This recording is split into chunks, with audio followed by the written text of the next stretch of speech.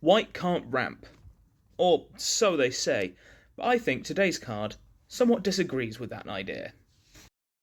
Sand Scout is a 2-mana white human scout 2/2, which on ETB puts a desert from your library onto the battlefield if an opponent controls more lands than you, and once a turn creates a 1/1 Sand Warrior token if a land enters your battlefield from anywhere. So this might sound kind of weird, but to my eye, this is one of the best pieces of mono-white land ramp ever.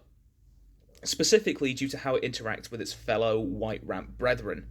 See, most white land ramp follows the example set by Knight of the White Orchid and before that land tax.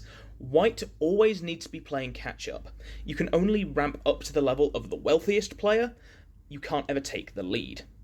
However, due to the pool of deserts available, especially now with OTJ, Sand Scout can actually break this parity, and the reason for this is pretty simple.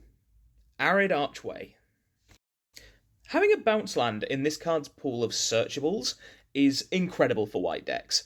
It means that you've both gained an extra mana per turn without adding any extra lands, and thus not turning off any of your catch-up cards like your Claim Jumpers and Loyal Warhounds, and it gives you a guaranteed land drop on your next turn as well, which white can sometimes struggle with.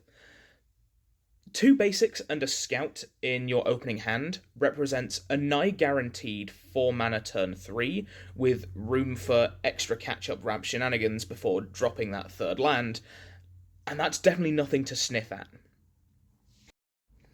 But that's also just scratching the surface of Sand Scout, as your pool of deserts is significantly more expansive than the usual group of plains that these type of cards find. Among your options, you've got a full cycle of dual-colour lands, not just the white-inclusive ones, an all-colour creature land in Cactus Preserve, an untapped Surveil land in Conduit Pylons, an all-star of Commander Graveyard removal in Scavenger Grounds, and even just a reanimation spell with Lazotep Quarry. The sheer amount of options you have here compared to the Plains pool is staggering, and I've not even mentioned everything. Think Ramanat Ruins or Shefet Dunes. But you want to know what's even better? I've only been talking about the first ability. Unlike pretty much any other card of this thing's ilk, it also does stuff outside of that initial land search, namely making Sand Warriors when lands are binned, which may sound situational at best, but is actually surprisingly common in any given game.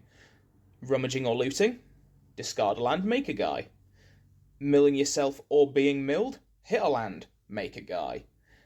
Simply going down to 7 in the cleanup step. Toss a land, make a guy. It's more relevant than you'd think.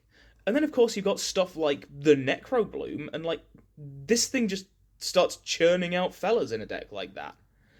Don't get me wrong, it's certainly not the most overwhelmingly strong effect out there, but it's just another factor as to why Sand Scout is so solid a card, especially amongst its contemporaries. And yet, despite everything I've said, all the advantages I've touted, this thing sees barely any play. According to EDH Rec, outside of our standard Naya Deserts boys, Yuma and Hazazen, there isn't a single commander that has this card at even 100 of the decks to their name. But at least the commanders where it is being played in small numbers highlight some of the best places to utilise this card's unique strengths. You've got decks that thrive on having a land count disadvantage, like Beza and Tameshi, decks with a penchant for tossing their lands away, like Thalia and Gitrog, or the aforementioned Necrobloom, and commanders which can double the trigger to take advantage of the Arid Archway interaction, like Delny and Zinnia. Not included in that list, but also great for unleashing the potential in this card, is a spot in a Blink deck for utilising that ETB multiple times. For example, I've found great success with it in a Duke Older Raven Guard build that I've been tinkering with. But yeah, this card is absolutely criminally underplayed, presumably because people just saw the word desert and stopped reading. But doing that does this amazing card a disservice, so I urge you all, the next time you build a white deck, chuck in a Sand Scout and some deserts. You will not be disappointed.